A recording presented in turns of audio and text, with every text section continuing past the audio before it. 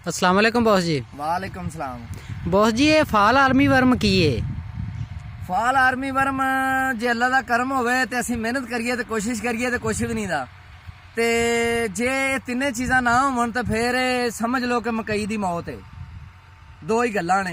हुण अल्लाह ताला दी रहमत पहले मंगया करो ते अगली गल हुण इहनूं डकना किवें। अल्लाह ताला दी रहमत तो बाद हुण इहनूं डकना किवें आ। ये की शै आ, एक बड़ी लम्मी चौड़ी साइंस है, बड़ा इहदा साइकलिक एक सिस्टम है। कोई अंडा बनता है, कोई लार्वा बनता है, किवें इहदी ग्रोथ है, कोई 8 ਤੋਂ 7 दिनां दा इहदा एक प्रोसीजर है।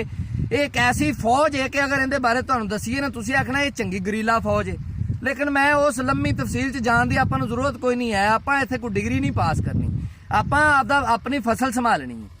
हुण गल ये है कि इहदा कंट्रोल की, पहले तां इहदे तुहानूं मैं 3 नुस्खे दस दिआंगा। 3 नुस्खे इहनूं कंट्रोल करन दे।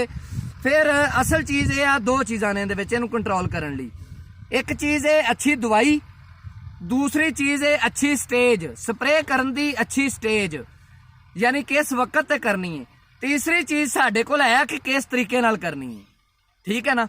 हुण गल ये है कि अगर असीं गल करिए कि साडे कोल दवाइयां किहड़ियां जिन्हां नाल असीं इहनूं कंट्रोल करना है, ते पहला सादा ते सौखा नुस्खा किसी अच्छी कंपनी दा, किसी अच्छी नैशनल लैवल दी कंपनी दा तुसीं ल्यूफिनॉल लै लेना है, कलोरी लै लैनी है और तुसीं उहदे विच एमामैक्टन लै लैनी। इन्हां तिन्नां नूं तुसीं एक टैंकी दे विच तकरीबन 50-50 ml पा लेना है एक टैंकी दे विच, ते उहदी स्प्रे करनी। स्प्रे करन दा तरीका मैं तुहानूं तीजी स्टेज च दसांगा। ते या जिहड़ा ना तुसीं वाइगो, एक बायर कंपनी दा प्रोडक्ट है वाइगो, वो तुसीं लै लेना है, बायर कंपनी दी दवाई वाइगो। ठीक है। उस तो बाद तीसरी साडे कोल ऑप्शन है संजेंटा कंपनी दी विटाको, स्प्रे दी शक्ल च, वो तुसीं लै लैनी है। ठीक हो गया। हुण ये दवाइयां वाला मामला क्लीयर हो गया। इन्हां तो इलावा इहदा बेहतरीन हल इस टाइम पाकिस्तान च कोई नहीं है। दूसरी चीज़ ते आ गई, दूसरी जगह अपने कोल आ गई इहदा स्प्रे दा टाइम। स्प्रे दा टाइम इहदा किसी भी बीमारी नूं कंट्रोल करन दा जिहड़ा अच्छा स्प्रे दा टाइम हुंदा है ना, वो बीमारी दे फैलन तो पहले दा हुंदा है। ते जिस टाइम फाल आर्मी वर्म आमना हुंदा है ना, फाल आर्मी वर्म जिस टाइम आमना हुंदा है उस टाइम दी निशानी तुहानूं मैं दस देना। वो निशानी नोट कर लो, ते जदों निशानी नज़र आने लग पवे फौरन स्प्रे करा दो। ए वेखो एक छोटी जी, ए जरा करीब तो दिखा बई, करीब तो ए जरा गौर नाल देखो। आया क्या तुहानूं पत्ता थोड़ा या छलनी नज़र आ रहा है? ठीक है ना। इस स्टेज ते ये एग्स दे विचों लार्वी बन चुके ने, लार्वी बन चुके ने, जिन्हें अगे पीपा बन के तो उस तो बाद सुंडी बन जाना है। हुण अगर इहदे विच इहदी विचली कंपल वेखो, विचली कंपल वेखोगे तो कंपल दे विच तुहानूं जिस तरह बूरा या नहीं हुंदा, काले काले दाने या नज़र आउणगे। ये उस लार्वी दा जिहड़ा ना वो वेस्ट है, और इहदे विच एग्स भी ने, यानी कि जिन्हां ने अगे जिहड़ा ना वो लार्वी बनना या सुंडी बनना, अंडे। हुण जिस टाइम है ये अज तो 2 दिन पहले भी तशखीस हो सकती सी, जिस टाइम है पत्ते च माड़ी छलनी या सुराख या बनने शुरू होवन ना, जिवें पर्दा या जाली जी रह गई, हरियापन जिहड़ा ना हरियापन उहदा खत्म हो गया है, ते उस टाइम तुसीं समझ लो तुसीं स्प्रे की तैयारी कर लैनी। लो जी टाइम की समझ लग गई जे। हुण अगे आइयो कि तीसरी चीज़ साडे कोल स्प्रे करन दा तरीका की है। आम जिहड़ी मोटर वाली या बैटरी वाली टैंकी हुंदी है ना स्प्रे वाली, वो लै लैनी है। वो किसी मेहनती या बंदे दे गल च पवा देनी है, नीयत वाले दे। ठीक है। तो उन्होंने पैसे पूरे देने ने, बोतल पहले लैके आनी। जे ये काम ना किया तो फिर नहीं काम होना। गल यह कि साडे कोल कोई भी तुहाडी फसल मुख्तलिफ जगह ते मुख्तलिफ रिवाज ने। जिवें किसी जगह ते कोई 26 इंच ते ला रहा, किसी जगह ते 24 इंच ते लाइन आ रही, किसी जगह ते 20 ते भी आ रही है। ये मैं गल एक अलहदा वीडियो समझावांगा कि सही फासला कितना होना चाहिए। तुसीं की करना है, एक सोटी लै लैनी है, 2 खिलां दे विच फासला तुसीं चैक कर लेना है।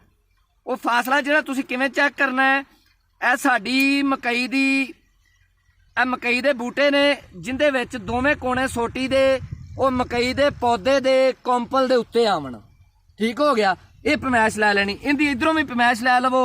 ये जिहड़ी अच्छी मकई दी काश्त हुंदी है उहदे विच पमैश सेम हुंदी है। ठीक हो गया ना।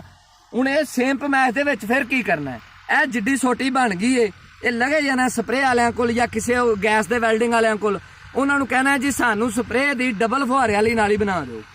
ਉਹ ਡਬਲ ਫੁਹਾਰੇ ਵਾਲੀ ਨਾਲੀ ਬਣਾ ਦੇਣਗੇ। ਇੱਕ ਫੁਹਾਰਾ ਇੱਧਰ ਲਾ ਦੇਣਾ, ਇੱਕ ਫੁਹਾਰਾ ਇੱਧਰ, 4 ਜਾਂ 5 ਸਰਾਖਾਂ ਵਾਲਾ ਗੋਲ ਫੁਹਾਰਾ। ਤੇ ਟੈਂਕੀ ਨੂੰ ਅੱਛੇ ਤਰੀਕੇ ਨਾਲ ਚਾਰਜ ਕਰਕੇ ਤੇ ਸਵੇਰ ਪਹਿਲੇ ਟਾਈਮ ਜਾਂ ਸੈਕੰਡ ਟਾਈਮ, ਬਲਕਿ ਪਹਿਲਾ ਟਾਈਮ ਬਹੁਤ ਵਧੀਆ ਹੈ ਇਹਦੇ ਲਈ। ਉਹਦੀ ਵੀ ਵਜ੍ਹਾ ਤੁਹਾਨੂੰ ਦੱਸਣਾ ਉਹ ਕਿਉਂ ਵਧੀਆ ਹੈ, ਲੇਕਿਨ ਪਹਿਲੇ ਤਰੀਕਾ ਵੇਖ ਲਵੋ। ਉਹ ਟੈਂਕੀ ਪਾ ਕੇ ਫੁਹਾਰਾ ਲਵਾ ਲੈਣਾ ਤੇ ਇੰਜ ਉੱਤੇ ਜਿਹੜਾ ਨਾ ਸਪਰੇਅ ਕਰਨੀ ਸ਼ੁਰੂ ਕਰ ਦੇਣੀ।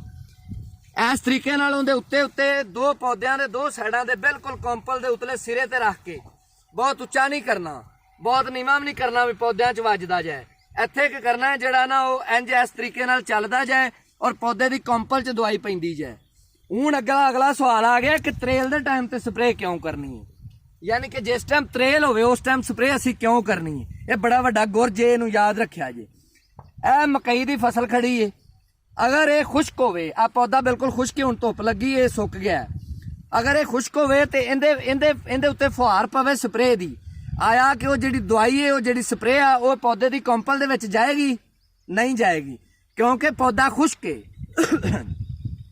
ਔਰ ਅਸਲ ਫਾਲ ਆਰਮੀ ਵਰਮ ਨੂੰ ਕੰਟਰੋਲ ਕਰਨ ਦਾ ਕਰ ਅਸੀਂ ਇਸੇ ਸੂਰਤ 'ਚ ਹੀ ਸਕਨੇ ਆ ਕਿ ਅਸੀਂ ਉਹਦੀ ਕੰਪਲ ਦੇ ਵਿੱਚ ਦਵਾਈ ਘੱਲਣੀ ਹੈ ਕਿਸੇ ਤਰੀਕੇ ਨਾਲ। ਹੁਣ ਉਹ ਕੰਪਲ 'ਚ ਦਵਾਈ ਕਿਵੇਂ ਘੱਲਣੀ? ਅਗਰ ਅਸੀਂ ਤਰੇਲ ਦੇ ਟਾਈਮ ਤੇ ਸੁਬਾਹ ਤਰੇਲ ਦੇ ਟਾਈਮ ਤੇ ਸਪਰੇਅ ਕਰਾਂਗੇ ਤੇ ਕੀ ਹੋਵੇਗਾ? ਇਹ ਵੇਖੋ, ਫਰਜ਼ ਕਰੋ ਮੈਂ ਤੁਹਾਨੂੰ ਮਿਸਾਲ ਦੇਣਾ, ਇਹ ਜਿਹੜਾ ਨਾ ਤਰੇਲ ਪਈ ਹੋਈ ਹੈ, ਫਰਜ਼ ਕਰੋ ਇਹ ਤਰੇਲ ਪਈ ਹੋਈ ਹੈ, ਠੀਕ ਹੈ, ਇਹ ਤਰੇਲ ਪਈ ਹੈ। ਹੁਣ ਇਹਦੇ ਉੱਤੋਂ ਨੇੜੇ ਆ ਬਈ, ਹੁਣ ਇਹਦੇ ਉੱਤੋਂ ਜਿਸ ਟਾਈਮ ਬੰਦਾ ਸਪਰੇਅ ਕਰਕੇ ਗੁਜ਼ਰੇਗਾ,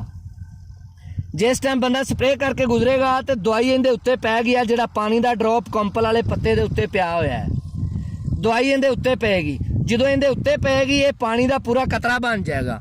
ਜਦੋਂ ਇਹ ਪਾਣੀ ਦਾ ਪੂਰਾ ਕਤਰਾ ਬਣੇਗਾ ਤਿਲਕ ਕੇ ਕੰਪਲ ਦੇ ਵਿੱਚ ਚਲਾ ਜਾਏਗਾ ਤੇ ਨਾਲ ਹੀ ਦਵਾਈ ਵੀ ਚਲੀ ਜਾਏਗੀ। ਤੇ ਜਦੋਂ ਉੱਤੋਂ ਦੀ ਸਿਰ ਥਾਂ ਨਹੀਂ ਫੜੀਏ ਨਾ, ਕੰਮ ਫਿਰ ਜ਼ਿਆਦਾ ਸੂਤਰ ਆਉਂਦਾ। ਤੇ ਇਸ ਤਰੀਕੇ ਨਾਲ ਅਗਰ ਤੁਹਾਡੀ ਸਪਰੇਅ ਹੋ ਜਾਵੇ ਤੇ ਫਾਲ ਆਰਮੀ ਕੀ ਸ਼ੈ ਹੈ? ਫਾਲ ਆਰਮੀ ਵਰਮ ਕੁਛ ਵੀ ਨਹੀਂ ਹੈ, ਇਹ ਮਾਮੂਲੀ ਜਿਹੀ ਸ਼ੈ ਆ। ਤੇ ਇੰਜ ਕਰੋ ਤੇ ਮੌਜਾਂ ਲਵੋ।